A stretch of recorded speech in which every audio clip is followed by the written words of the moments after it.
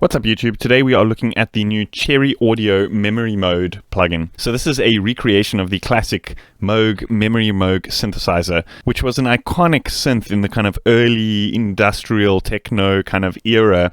It was also used a lot in kind of like cinematic sound design and that kind of thing because of its incredibly vast kind of like soundscapes. It was a polyphonic synthesizer, but it still featured a lot of the kind of classic Moog sounds. The classic kind of Moog architectural kind of things. Anyway, I don't want to dive too much into the kind of nitty-gritty and technical stuff in this video. I think this time I just want to be a little bit creative. We can work on maybe creating as many different sounds as possible using just a single plugin. So I think let's go with maybe like a classic techno kind of style. Anyway, let's see what we can do with just a single plugin. Let's dive in and have a look.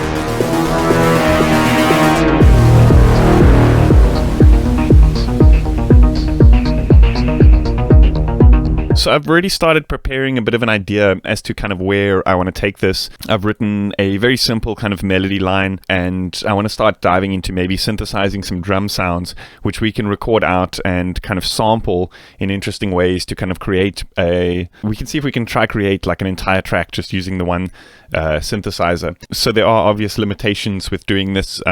If you are going for a kind of more modern sound, like something like Psytrance, you may want to use more specific things for kick drums and that kind of thing. But anyway, I kind of just want to get a little bit experimental in this video. So let's see if we can create a kind of like techno-y style kick drum.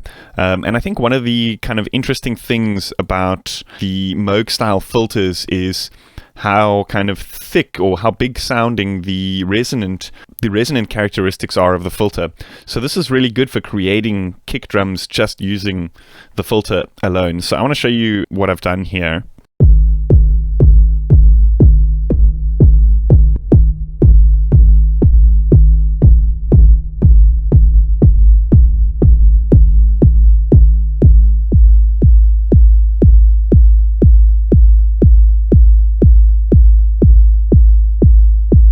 So right now, we can set it so that there's no audio actually running through the filter. So if we turn down the emphasis, which is another word for resonance of the filters, you'll hear that there's nothing actually playing in the sound. So the trick is to kind of create a very quick envelope, like you would with like the pitch when you create a traditional kick drum, but instead of using a sine wave to generate the tone, we're just boosting the resonant characteristics of the filter so much that it actually creates its own tone, and then we're modulating the frequency of that filter so that it creates this kind of movement in pitch that's similar to kind of like a kick drum.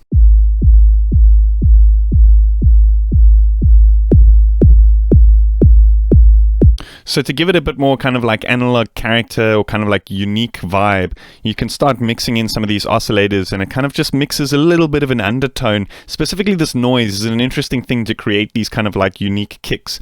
It creates a bit of a kind of undertone, noisy undertone underneath the sound.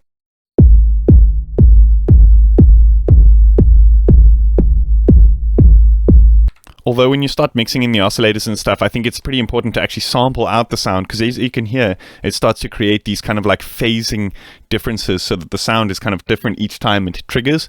So this is interesting for various things. I mean, we could create a bunch of unique kick drums just using a single patch and render out and choose the best ones. Or we could use this in different creative ways to kind of get different sounds or anything like that.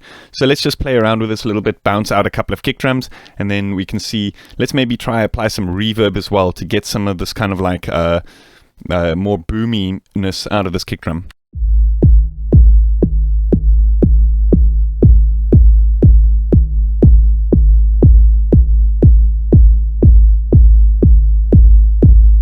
So I want to sample this out, but I want to leave some space so that we have the tails kind of like really fading out, so we can choose, we can edit the sample a little bit more finer when we have that tail kind of like fading out into entirety. Then let's just duplicate this a bunch of times, and then we can render it out and choose the best one.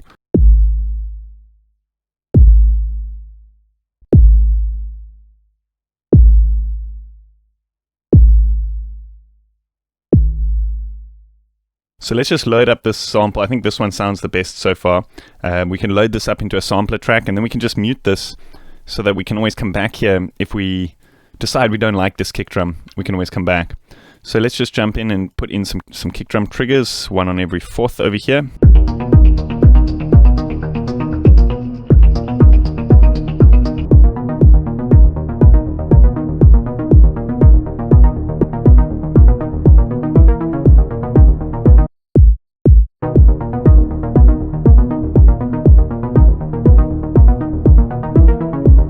So I want to create like a reverb layer to kind of like layer into this kick to give it like a kind of like warehousey effect.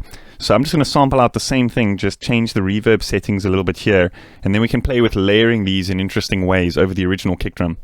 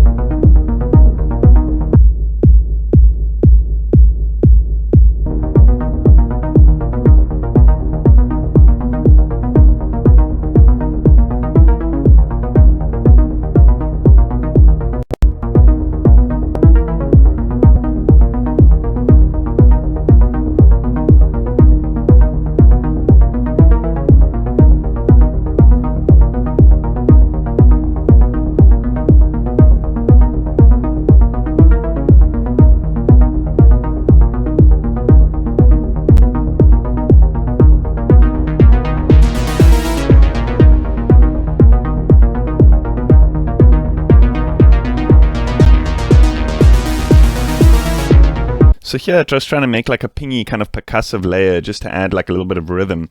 So here, I did a similar thing, although I didn't pump the emphasis all the way because I kind of wanted a bit more of that noise to come through in the filter.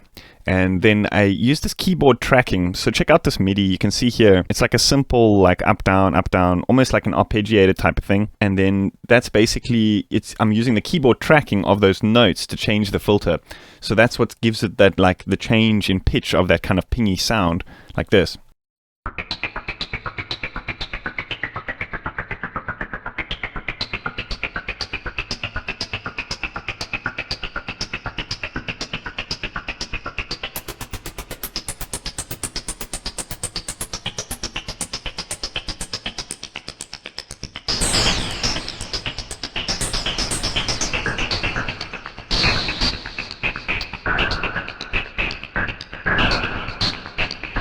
So I want to modulate this decay of the amp envelope here to create like a rhythmic thing.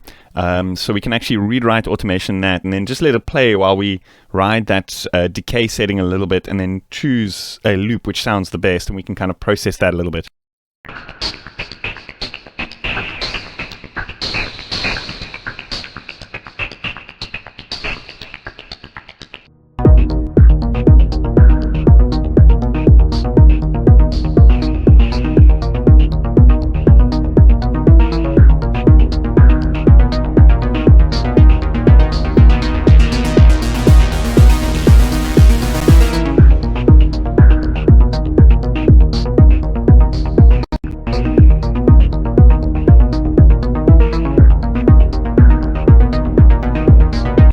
Now we can try and make maybe like a sort of simpler hi-hat kind of thing. Let's just load up another instance of MemoryMode over here. And what we can do is just punch in a very simple pattern on the offbeat. Just duplicate that a few times. So obviously we don't want it to play a oscillator sound. What we can do is we can actually use this mixer in this synth to turn down these oscillator levels, and we can just turn up the noise level. So we're just getting a white noise signal through.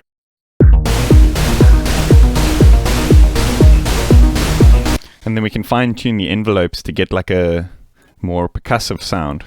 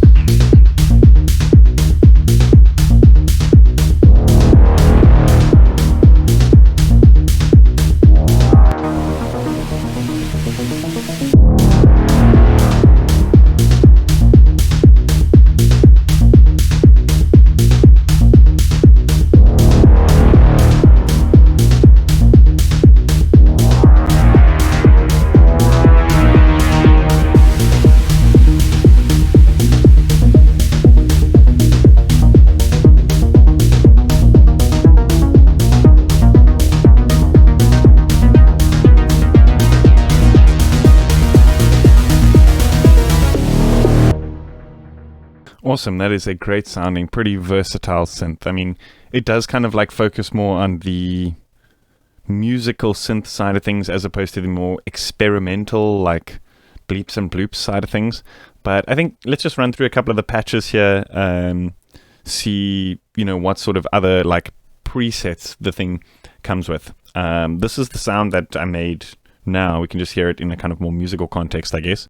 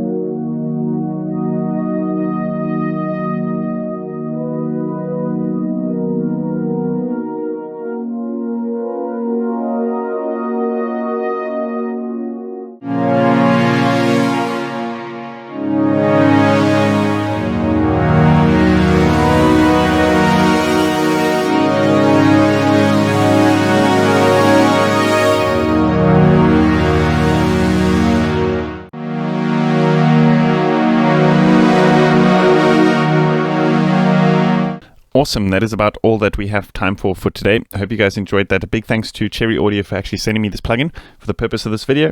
If you guys enjoyed that, let me know in the comments. And yeah, also hit that like button. I do appreciate it. Anyway, if you haven't yet, consider subscribing to my channel and see you guys next time. Cheers.